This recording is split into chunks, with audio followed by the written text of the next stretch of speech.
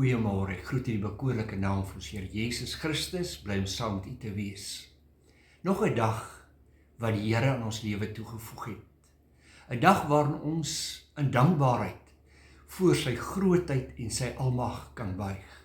Om net aan die Here die lof en die eer te gee vir die asem in jou mond, vir die feit dat jy vanoggend kon wakker word. Ja, dit is guns uit die hand van die Here. Ek lees die volgende woorde: God se genade is baie groter as enige fout wat jy ooit gemaak het. Ek stel dit vanmôre aan jou dat die Here jou onvoorwaardelik liefhet.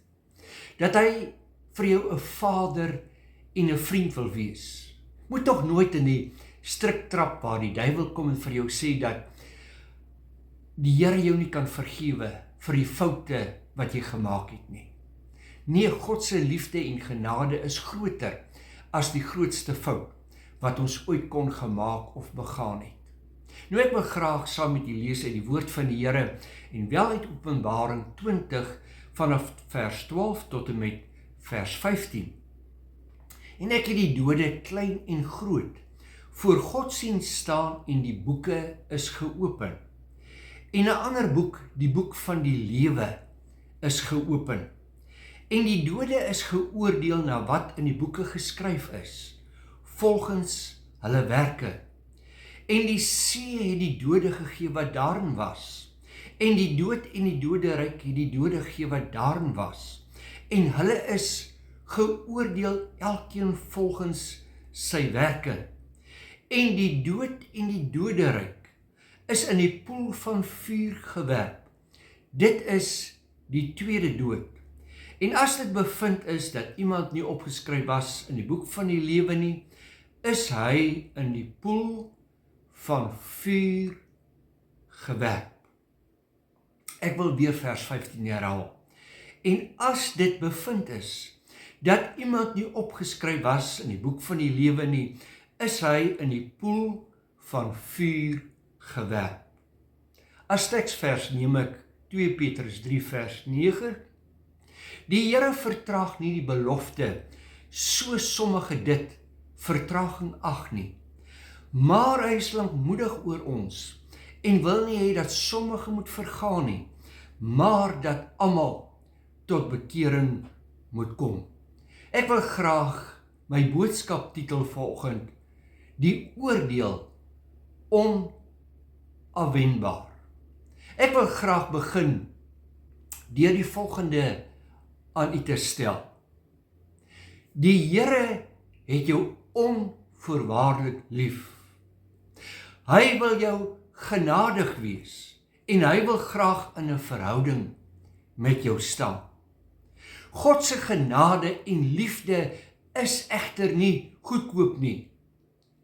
U sien, God se liefde en genade spel die kruis van Golgotha. God se liefde en genade het beteken dat sy seun aan die kruis moes sterf vir 'n verlore gaande wêreld. Jy en ek kan slegs gered word as jy deur die geloof Christus aanvaar as jou verlosser en saligmaker.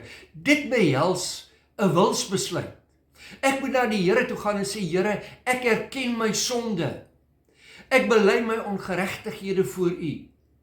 Ek aanvaar dat die bloed van Jesus Christus my reinig van al my sonde en van al my ongeregtighede. Ek dank U, Vader, dat in U seun Jesus Christus daar vir my verlossing en redding en vergifnis is. Ek maak Jesus die koning van my lewe. Ek aanvaar hom as my saligmaker. Maar vriend, as u en ek die genade en liefde van God minag en dit verwerp, hoor wat sê die woord van die Here in Hebreërs 10:29. Hoeveel swaarder straf, dink julle, sal hy verdien wat die seun van God vertrap het en die bloed van die testament waardeur hy geheilig is, onrein geag en die gees van genade gesmaad het? Die Heilige Gees kom en hy kom praat met jou en met my en hy oortuig ons van sonde, van ongeregtighede. Maar as u en ek die geleentheid wat God met ons praat, minag, en nie daarop agslaan nie, dan wag daar 'n verskriklike oordeel op ons as mens. Nou ek weet, in die dag waarin ons lewe, wil ons nie graag na hierdie boodskap luister nie. Ons wil graag net hoor van God se goedheid en van God se guns. En dit is vir ons half ondenkbaar dat hierdie God van liefde en genade, wat aan ons voorgehou word, en hy is liefdevol, hy is genadig, maar ek wil vir u ook sê vanmôre, hy is 'n regverdige God, hy haat die sonde, en daar sal wel 'n dag aanbreek, waar die woord van die Here van praat, waar die mens voor God moet verskyn, en hy dan rekenskap gaan eis. Hoor wat sê Hebreërs 10:31, vreeslik is dit om te val in die hande van 'n lewende God. U sien, of God is jou vriend, of hy is jou vader, of hy is jou vyand. Die keuse wat u en ek uitoefen, rakende Jesus, rakende die bloed van Jesus Christus, wat vir ons gestort is tot ons redding, is van kardinale belang. Aanvaar ons dit, of verwerp ons dit? Dit het te doen met die ewigheid. En ek wil vir jou sê, dit bepaal waar u en ek die ewigheid gaan deurbring. Of die hemel, of die hel. Dit is so insiggewend, baie mense aanvaar die hemel, maar wanneer ons praat oor die hel, dan deins ons daarvan weg. Ons wil liefs nie daaraan dink nie. Maar weet jy dat Jesus meer daaroor gesels het en gepraat het, as enige ander disipel of apostel? As jy Christus verwerp, wag daar 'n verskriklike oordeel. Dit is onafwendbaar. Daar sal 'n dag aanbreek van verantwoording, wat jy en ek met Jesus gedoen het.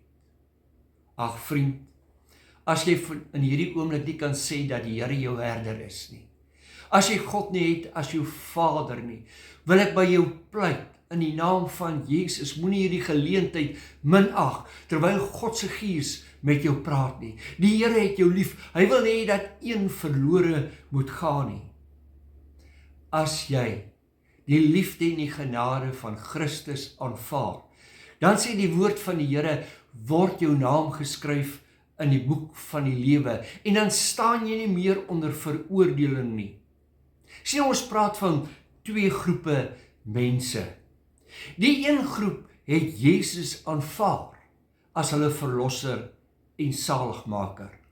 Hulle sal voor die regterstoel van Christus verskyn, nie tot straf nie, maar waar Christus hulle werke sal beoordeel en hulle daarvolgens sal beloon.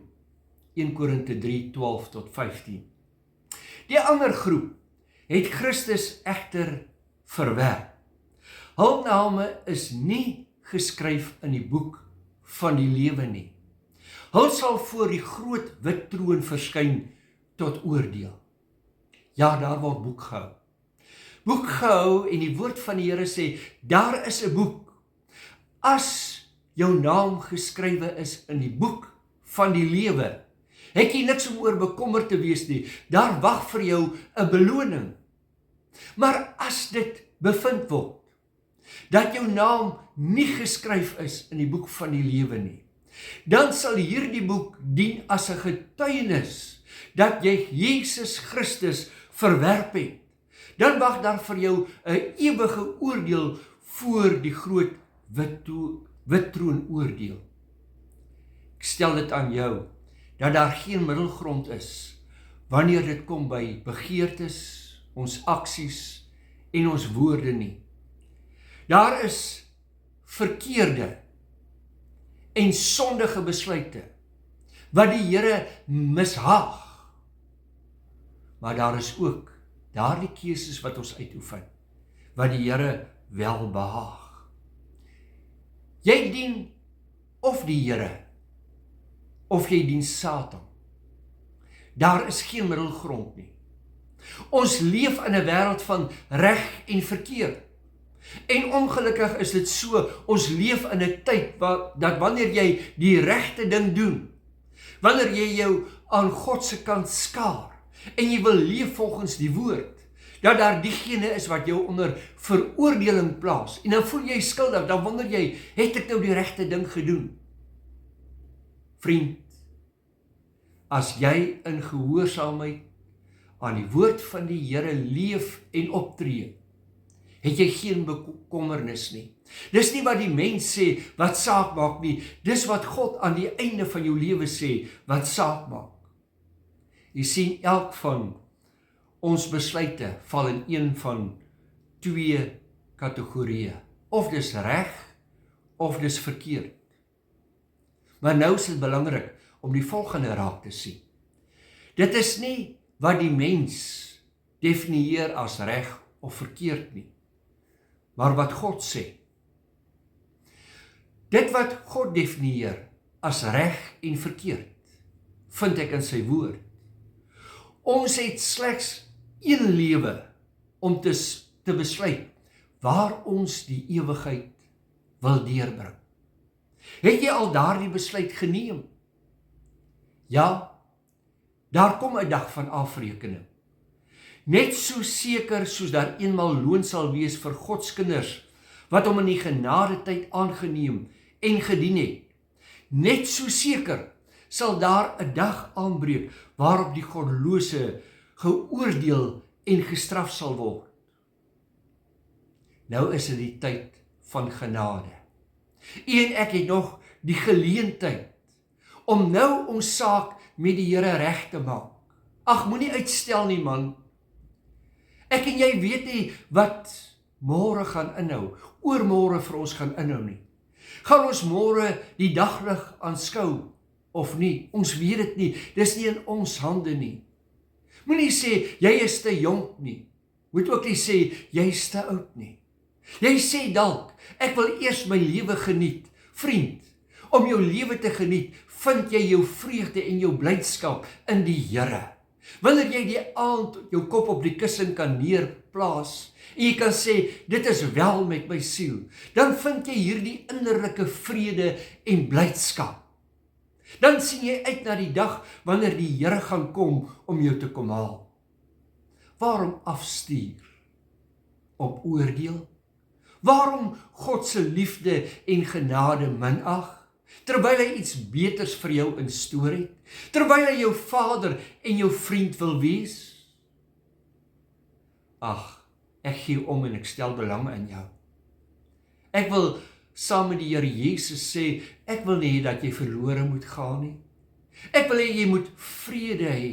Ek wil hê jy moet 'n ewigheid saam met God deurbring.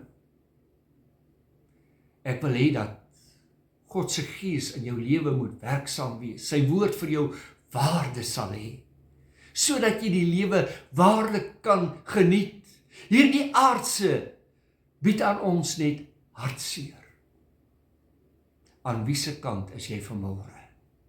Kies jy die Here? Is jy gereed om God te ontmoet? As hy in hierdie oomblik sou kom, en jy die asem uitblaas, en jy voor hom moet staan, en hy vir jou vra, hoekom het ek jou toelaat? Hoekom het ek jou toelaat in die hemel? Wat sal jou antwoord wees? Weet jy, dit help nie om te sê ek het kerk toe gegaan nie. Dit help nie om te sê ek het 'n goeie lewe geleef nie. Wat hiervan belang is, het jy Jesus Christus aanvaar as jou verlosser en saligmaker. Daar wag 'n ewige oordeel. Dit is onafwendbaar as jy nie die Here dien nie. Nou as die Here se wil daarby is, gaan ons volgende week so 'n bietjie verder daaroor gesels. Maar opnuut wil ek vir jou vra, vriend, hoe staan jou saak met die Here? Kom ons bid saam. Vader van ons Here Jesus Christus, ons kom na U toe net soos wat ons is. Ons gee eerstens aan U die lof en die eer en die dank van ons harte. Dankie dat U U seun na hierdie aarde gestuur het om in ons plek te kom sterf ter wille van ons sonde. Here, ons bely ons skuld voor U. Ons aanvaar Jesus Christus se genade Ons eer U daarvoor. Ons maak hom die koning van ons lewens. Dankie vir die bloed wat ons witter was dan die sneeu. Dankie dat U van ons U kinders maak. Here, aan U kom toe die lof, die eer en die dank van ons harte. Mag dit wees dat ons nooit van U sal vergeet nie, want nooit vergeet U U kinders nie. Lof, eer en dank en aanbidding aan U tot in alle ewigheid in Jesus naam. Amen.